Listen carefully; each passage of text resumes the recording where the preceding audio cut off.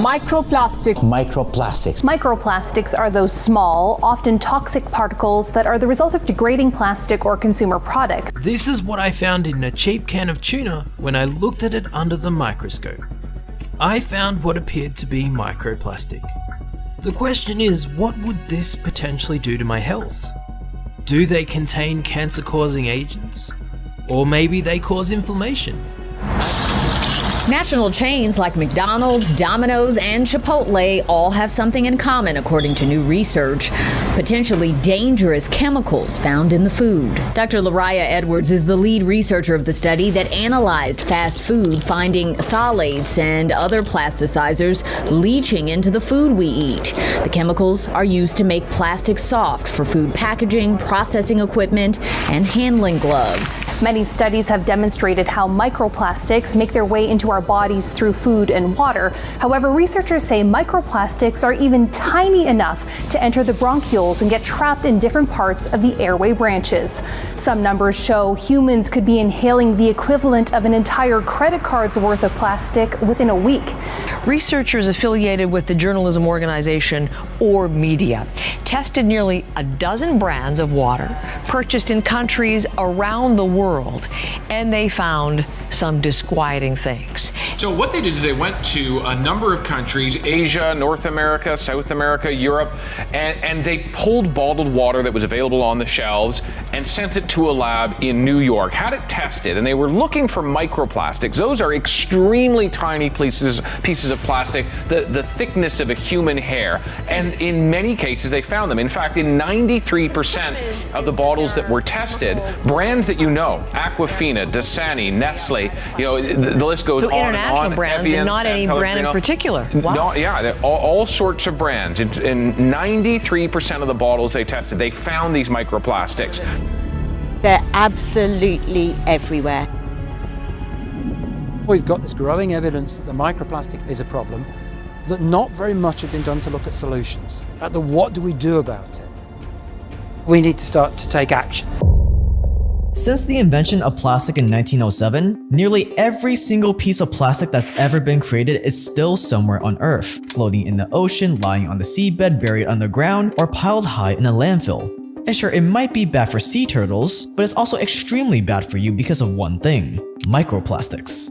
See, plastics may not be biodegradable, but that doesn't mean they don't break down at all. Over time, plastic in the ocean breaks down into hundreds of thousands of tiny microscopic pieces called microplastics. And these microplastics do not just stay in the ocean, they get into everything: bottled water, seafood, salt, beer, even the air we breathe.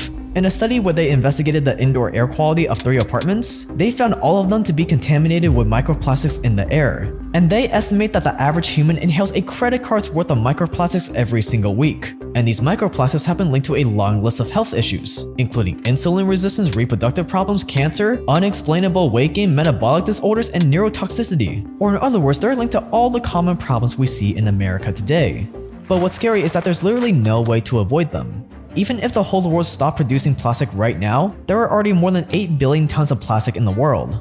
That's enough to fill 55 million jumbo jets. So plastic is not going anywhere anytime soon, and there's currently no safe way to get rid of it. Burning it releases a massive amount of microplastics and harmful chemicals into the air, burying it helps it break down faster, and dumping it into the ocean, well, that is what got us into this mess in the first place. And if you're thinking, why can't we just recycle it? Isn't that the green thing to do? Well, you are sadly mistaken.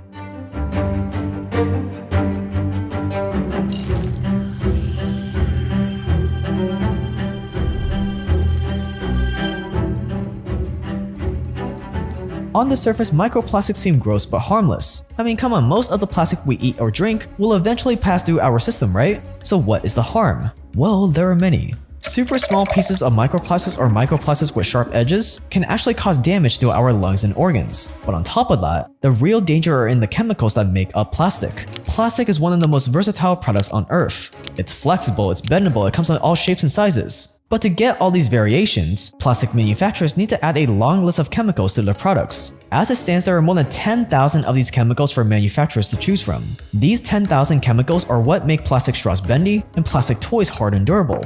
They are what give plastic all those bright colors. The problem is, most of these cheap, useful chemicals that make plastic great are also absolutely terrible for the human body. When we consume or inhale microplastics, we're not just taking in the plastic, we're also taking in all these chemicals used to make the plastic as well. Out of the 10,000 plastic additives commonly used by manufacturers, more than 2,400 of them are potentially dangerous. Some of these additives are better known than others. For example, BPA. BPA was one of the biggest plastic additives in water bottles and food packaging until people realized that it seriously damages your reproductive system along with your bone density and neural development. BPA also mimics the hormone estrogen. In men, that means a drop in sperm count, sex drive, and an increase in erectile dysfunction. BPA is also linked to a variety of cancers, ADHD, and obesity. The Cincinnati Cancer Center has found that levels of BPA in men's urine can be a sign of prostate cancer. Bisphenol A, or BPA, is an environmental pollutant used to make the hard, clear plastic found in many food containers. So when plastic manufacturers started producing BPA-free plastic, everyone thought the panic was over. But BPA was just one of those 2,400 toxic additives in plastic. What about the other 2,399? BPA ended up being replaced with BPF and BPS, which, surprise, surprise, those new chemicals are now found to be probably just as bad as BPA. The reality is, though, BPA got a bad rap. And so manufacturers seized on this and they said, well, I'm going to sell BPA-free everything. They didn't just take out BPA, they took out BPA, but they replaced it with its chemical cousin, BPS, or bisphenol S. Sure enough, the toxicological profile looks exactly the same, darn near similar to BPA. So in that way, they played a game with you as a consumer. BPA-free is great. That label might as well say contains BPS. BPS is starting to get a bad rap. You know what the replacement is? BPF. This goes on and on. But it's not just the chemicals that are dangerous. Microplastics can also pick up all sorts of terrible stuff before ending up in your body. Quote, when they're in an environment, they basically suck up chemicals like a sponge. Things like pesticides, fluorinated compounds, flame retardants, and so on, end quotes. And once the microplastics carrying these chemicals get into your body, they release them, and the results can be devastating. Cancer, chronic inflammation, and a long list of unknown diseases and conditions are probably caused in part by the microplastics in our bodies. Even viruses and bacteria can hitch a ride on microplastics. So what are some things you can do right now to reduce your exposure?